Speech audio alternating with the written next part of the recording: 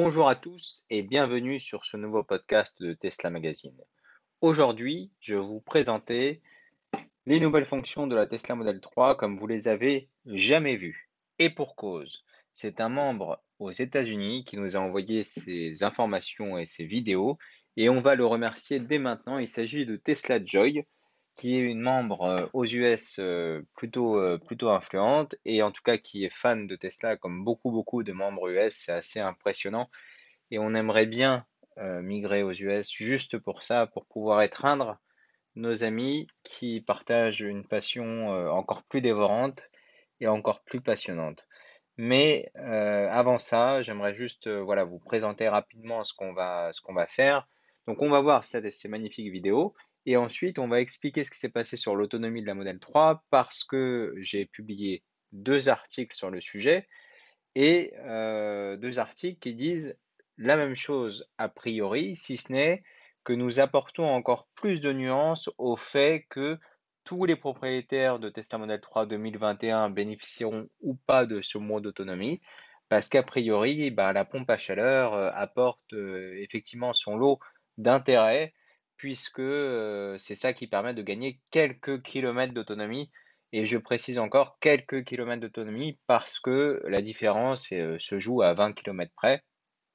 Et dans cette course à l'autonomie, on sait bien que en fait chaque semaine, chaque mois, grâce à l'innovation, au prix des batteries qui va baisser, aux différentes recherches qui sont effectuées par Tesla et d'autres constructeurs, tout va s'améliorer. Donc, il y a un futur qui est absolument radieux pour les batteries, mais il va falloir aussi prendre conscience qu'on est dans un marché qui va être comme les CPU à l'époque, où le prix va baisser, les performances vont augmenter et qu'il ne faut pas s'arrêter à chaque fois au petit détail de la performance pour motiver ou non son achat. En fait, ça va pas être vraiment ça le sujet.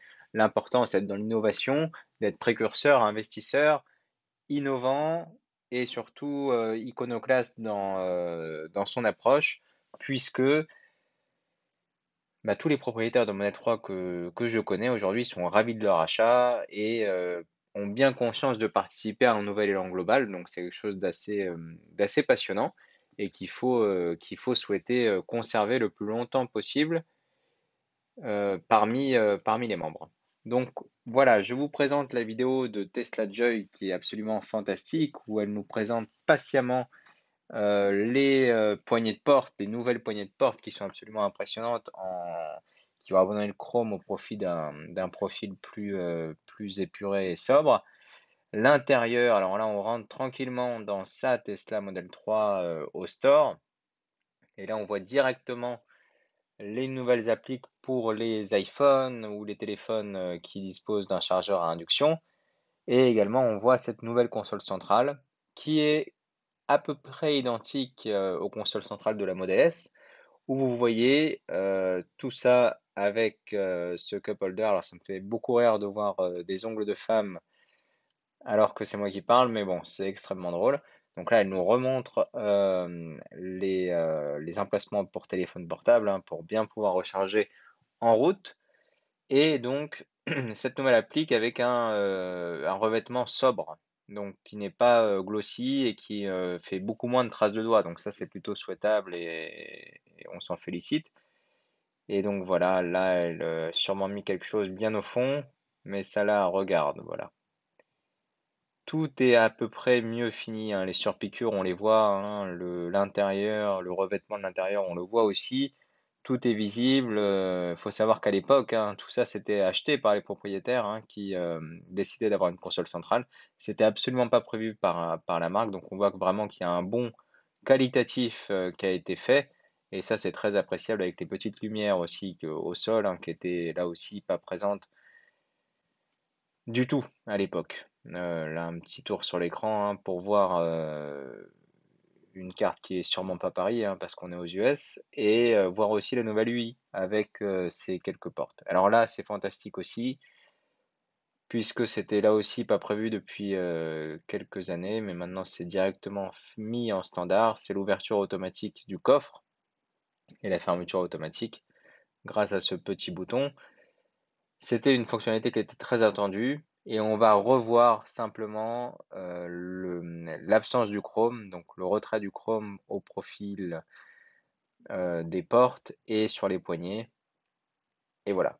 Donc j'espère que vous avez vu un peu mieux cette Tesla Model 3, que vous comprenez bien en ce qu'il s'agit de l'autonomie. En fait, le sujet, c'est surtout de se dire de quelle autonomie vous avez besoin et surtout prendre conscience que la variance, elle se joue à quelques kilowattheures sur cette nouvelle Tesla Model 3 et l'information importante reste que des développements logiciels permettent d'optimiser la capacité de vos batteries.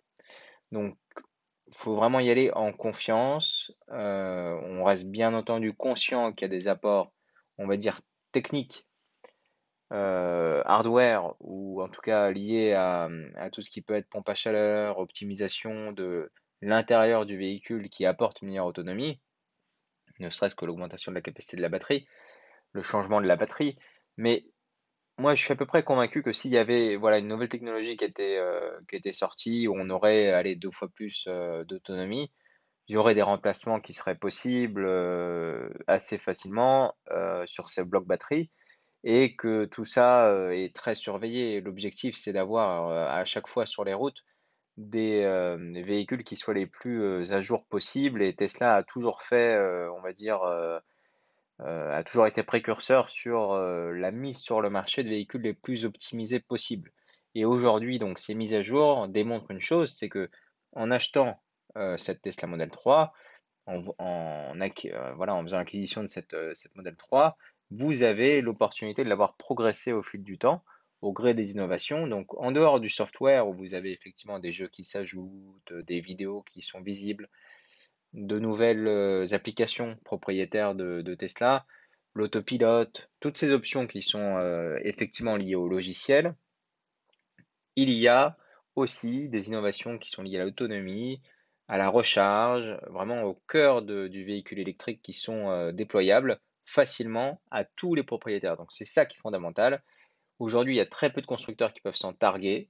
Aujourd'hui, toutes les mises à jour, les lancements de nouveaux mises à jour, je pense aux mises à jour CarPlay par exemple pour les propriétaires de véhicules qui n'étaient pas équipés auparavant et qui peuvent le demander à leur concessionnaire ou à leur constructeur. Vous verrez que la procédure est très complexe. Vous devez vous rendre en concession, mobiliser une demi-journée pour ça, vérifier que tout fonctionne bien une fois que ça a été fait, et c'est absolument pas voilà, intuitif, over the air, comme ça peut être le cas avec, avec la Tesla Model 3. Merci à tous et je vous dis à très bientôt pour un nouveau podcast. Au revoir.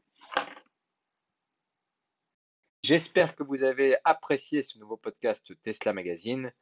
Je vous invite à vous abonner à la chaîne, à laisser des commentaires, à nous indiquer les sujets qui vous intéressent, les questions que vous pourriez avoir. Nous vous répondrons directement et dans les plus brefs délais. C'est notre engagement et c'est ce qui change de toutes les chaînes que vous pouvez voir sur YouTube. Nous avons une communauté extrêmement forte de plus de 7000 membres qui nous permet de vous répondre à peu près à toutes les questions, que ce soit en France, aux US, en Chine, où vous voulez. On adore les challenges et on adore connecter les propriétaires, les passionnés, les observateurs, les détracteurs, tous ceux qui pensent que c'est impossible, que ça n'existe pas.